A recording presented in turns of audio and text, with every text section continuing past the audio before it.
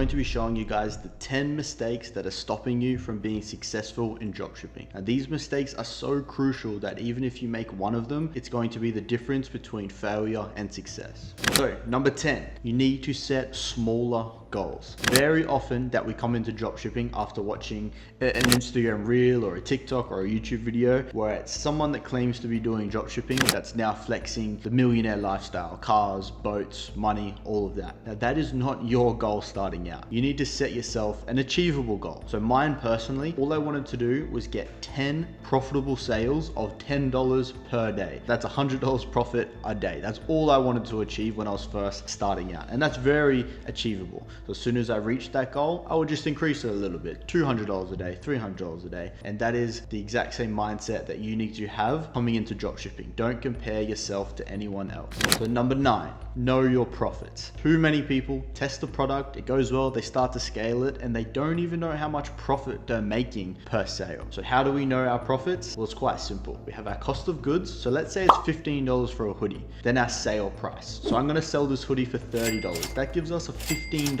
profit margin. Now we have our ad spend. So if I spend $5 on an ad to get a sale, well then I'm left with $10 profit. So you just need to keep track of how much cost per sale, which is your CPA, you're getting per sale, and keep that healthy and you'll be fine.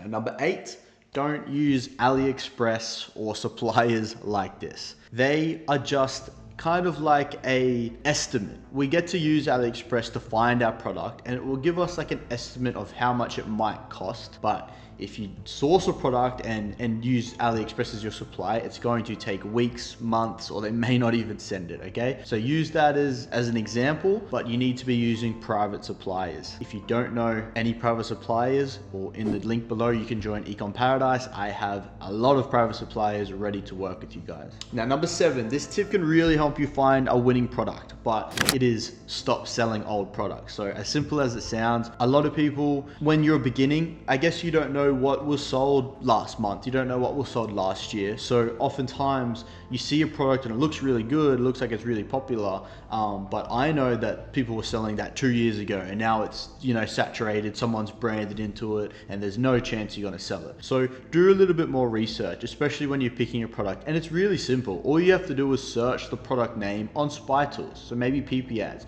You search the product you're thinking of. Is there results coming up from last year or, you know, 3 months ago?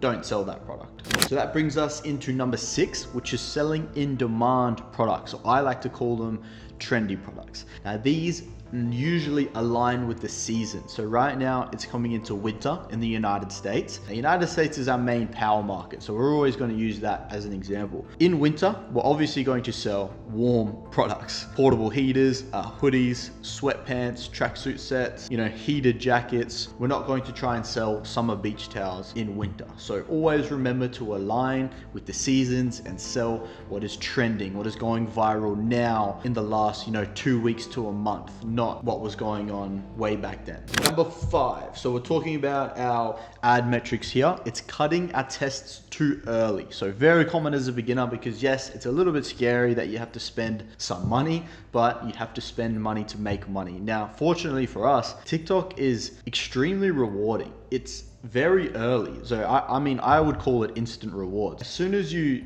start spending on a product, you know, you only need to spend about $20 to $30 and you could start to get some sales. Especially on a winning product, you will get some sales, but you can't cut the spend at $5, $10, $15, because it's still a platform. You know, it needs to optimize, it needs to learn what audience is going to buy the product. So we have to expect that we need to spend a little bit of money to find the right audience to start getting sales. A quick, I guess, recommendation that I use is we have our break even. So that is what I mentioned earlier. That's our $15 break even. If you've spent more than your break even, so in this case, let's say it's $15, and you're not getting, you know, add to carts, really good metrics, and buying intent, then you can think about cutting the product test, but not after, you know, $5, $10. This also directly correlates with what's your cost per click look like, what's your CPM look like. If they're all healthy, I tend to let it spend because it's showing me that there is intent on this product, there is interest.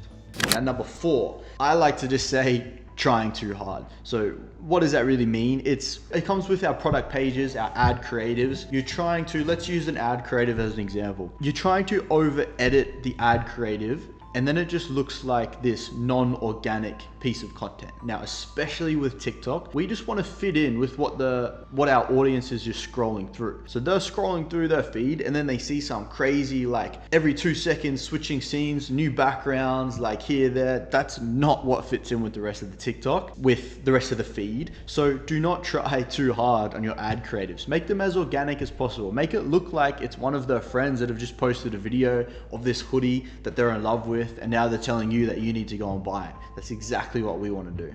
Right, now we're on to number 3. Now these next 3 tips are extremely valuable. Now this one is what every young dropshipper does, and it is spending your profits. Do not waste the profits that you make. Dropshipping gets a lot easier after you've made some good profit and you have some capital behind you. So why is that? Because when we test products, when we have money, we're not worried about them. We're not gonna cut a product at $5 spend because we have money. So the stress, it's gone. It's much nicer to dropship. What else we can do is mass testing. So we can test multiple products per day instead of just one a day, because we have some capital behind us. So I wouldn't recommend doing that starting out because it can cost more. But with this capital behind us, we are going to start increasing our win rate massively and just find winners back to back. Not only that, we can scale our winning products much higher. So please invest the profits you make back into yourself, into your personal brand, into your dropshipping brand. It's not over yet, but you're on the right direction.